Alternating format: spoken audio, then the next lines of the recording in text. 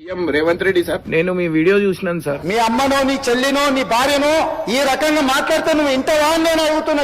ఉప్పు పాతరేస్తే ఇట్లాంటి సంస్కృతిని మీరు ప్రోత్సహిస్తే ఎవరిని వదలను, తోడుకలు తీస్తే అధ్యక్ష ముఖ్యమంత్రిగా చెప్తున్నా ఒక్కనొక్కని.